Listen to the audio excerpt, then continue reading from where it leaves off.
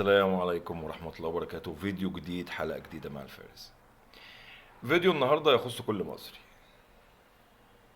ولكن مش أي مصري، يعني يخص كل مصري بيحب مصر. الأول أنا طبعا لازم أتكلم عن الحدث الضخم العالمي، وهو كأس العالم، خصوصا إن هو موجود في قطر، أو يمكن لو هو مش موجود في قطر أنا أصلا ما كنتش هتكلم عنه. يعني في بوست متداول على السوشيال ميديا وعجبني جدا، وطبعا ده اقل كتير جدا من اللي اصلا موجود في قطر. ولكن انا عشان الخص الوقت انا هقرا البوست اللي هو ايه كاتبين. ايه: قطر بعيدا عن الابهار في استعداداتها وملاعبها الرائعه، فقد انتهزت فرصه وجود هذا التجمع العالمي للتعريف بالاسلام وتصحيح الصوره عند الغرب. وده شيء مهم جدا طبعا، لازم نستغله.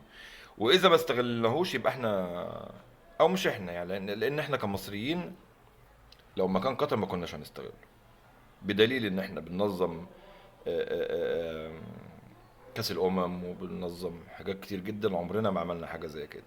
واحنا للاسف مصر بلد الازهر ام الدنيا.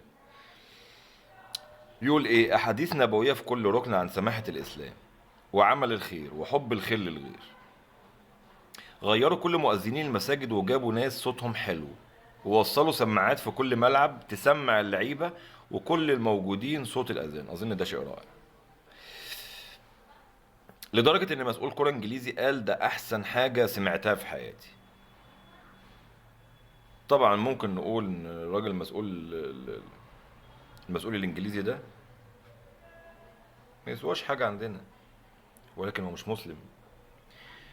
فلما الإنسان اللي مش مسلم ده أيا كان كنيته إيه أو بلده إيه، أو لازم يعني نكون مبسوطين ان هو بالفعل عجبه صوت الاذان، او على الاقل سمع لنا صوت الاذان، لان هو ممكن يكون ما سمعوش قبل كده ولا يعرف عنه حاجه.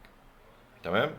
ولما يقول تصريح زي ده، فكم مليون حد في حدث ضخم زي ده ممكن ان هو يسمع التصريح بتاع الراجل ده ويحاول يعرف ايه الاذان اللي الراجل ده بيتكلم عنه. ولما يبحث عن الاذان هيلاقي حاجات كتير، هيلاقي قرآن، وهيلاقي حاجات كتير جدا تخص الاسلام. ملاعب مجهزة بمساجد صغيرة وأماكن للوضوء لأول مرة في تاريخ مونديال كأس العالم. شيء عظيم، شيء عظيم، نفتخر. قطر. تمام. توزيع كتب بلغات الجمهور عن تاريخ العرب والمسلمين والتعريف بقصة الإسلام كأننا مش في كورة. ما طلعش عندهم ابراهيم عيسى ولا زكي حواس ولا ايناس الدغيدي ولا الشباشيه يقولوا ان الاذان بيزعج السياح وان اسباب تدهور السياحه في مصر مش سياسات وزاره السياحه. ما طلعش عندهم الكلام ده. هذا فقط، الراجل بقى اللي كاتب البوست ده، هذا فقط يكفينا للافتخار بنسخة كاس العالم في قطر. لا، هو انا مش هفتخر بنسخة كاس العالم في قطر، انا هفتخر عموما بدولة قطر وبأمير قطر، وبالشعب القطري. الناس دي ناس محترمة. الناس دي اثبتوا للعالم كله انهم ناس محترمة، واللي هم عملوه ده مش هيتنسي ابدا على مر التاريخ. ولو مليون حد عملوا بعدهم فهم هيكون ليهم الفضل دائما وابدا. قطر، تحيا قطر. انا بحب قطر، انا نفسي اعيش في قطر، وخصوصا بعد اللي انا شفته ده. دولة محترمة، دولة بتحترم شعبها. وبعدين بعد ما طول عمرنا عارفين انها بتحترم شعبها، دلوقتي بتحترم دينها وبتقدس دينها وعرفت دينها للعالم. عرفت دينها للعالم. جابوا الشيخ زاكر نايك. تفكير عظيم. اللي فكر التفكير ده يعني انا ممكن امسح له جزمته، والله العظيم انا ممكن امسح له جزمته. آه، الراجل الشيخ زاكر ده طبعا غني عن التعريف، طيب كم ألف حد أسلم في خلال الكام يوم اللي فاتوا؟ في يوم واحد أسلم فيه تقريبا 1800 أو حاجة زي كده. إبهار، شيء عظيم أصلا إن هم يفكروا يعملوا كده ويجيبوا دعويين شيوخ تدعو. كل واحد قاعد على كرسي جنبه شنطة فيها مصحف بكل اللغات وفيها هدية وفيها سجادة صلاة. ايه الجمال ده؟ ايه الجمال ده؟ مين العبقري اللي فكر التفكير ده؟ الراجل الشيخ تميم اثبت انه راجل محترم جدا. يكفي عندي الفعل ده ان هو يوافق ان ده كله تحصل حتى لو مش فكرته، حتى لو مش هو اللي فكر ان ده يحصل او ده يتم. يكفي ان هو وافق على كده. احنا امتى كمصريين عملنا حاجة زي كده ببلدنا؟ ايه اللي احنا بنعمله؟ لا احنا عندنا بندعو مش عايز اتكلم طبعا في تفاصيل، ولكن احنا لو سمعنا الاعلام المصري بتاعنا هنلاقي دعوات لحاجات تانية خالص. يكفي ان قطر تمسكت بمبادئها، ما وافقتش ببيع الخمور، ما وافقتش بشرط المثليين، ما وافقتش بحاجات كتير جدا. الكلام ده كان هيتم في مصر، وانا متاكد مليون المية ان الكلام ده كان هيتم في مصر. كان هيبقى في خمور، وكان هيبقى في الاعلام الملونه الحقيره، وكان هيبقى في كل شيء منافي للاسلام وقواعد الاسلام وللمسلمين. لازم نبقى واضحين علشان دي الحقيقه. طيب، عايز اقول في افتتاح كاس العالم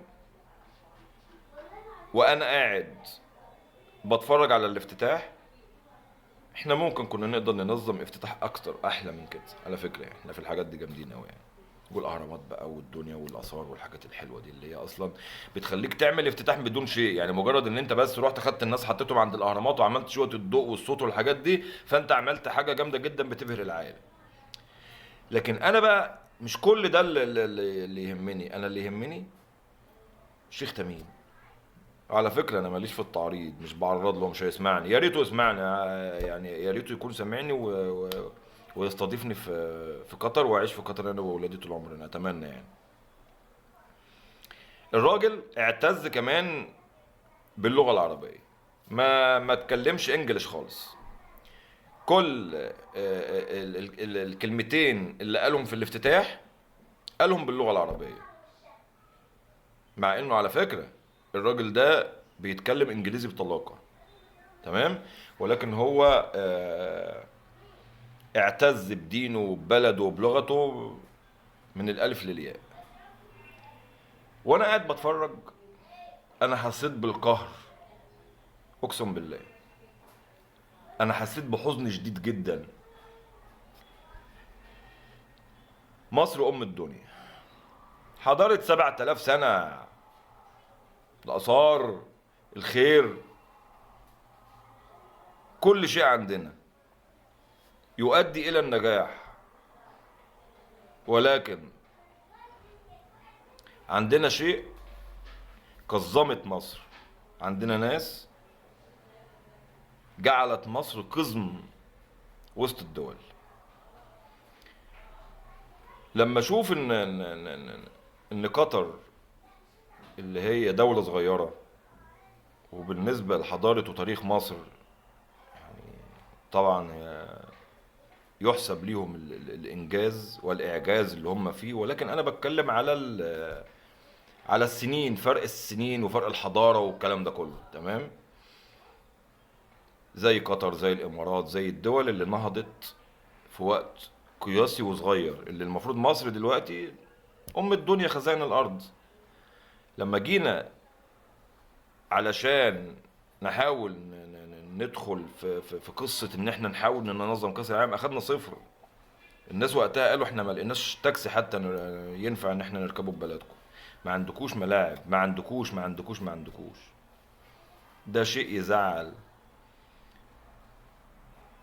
شعورك ايه انت كمصري وانت قاعد كده تتفرج على افتتاح زي ده وفي بلدك كاس العالم بيتلعب في بلدك والعالم كله بيتفرج على بلدك، وتحس ان بلدك دولة نامية، دولة منتجة، دولة تستحق ان ترى حدث ضخم زي ده؟ شعورك ايه وانت قاعد؟ طب شعورك ايه وانت مش انت اللي بتنظم حاجه زي كده، وانت قاعد تتفرج على اي دوله عربيه؟ ده شيء عظيم، شيء عظيم. بس كنت تتمنى انت الاولى ان انت تكون انت في المكان ده، انت الاولى تكون في المكان ده. احنا حتى ما رحناش نلعب وسط الناس دي.